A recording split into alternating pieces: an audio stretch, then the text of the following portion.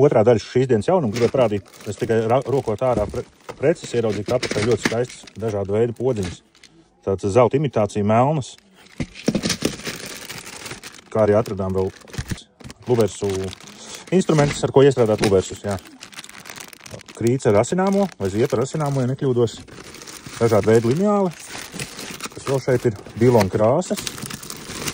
Iecienītās kniepadatiņas ar melno, jā, tumši zilo tādu galviņu, liekas. Un vēl visādas spiedpogas un pogas, ko apšūt un ielāpi.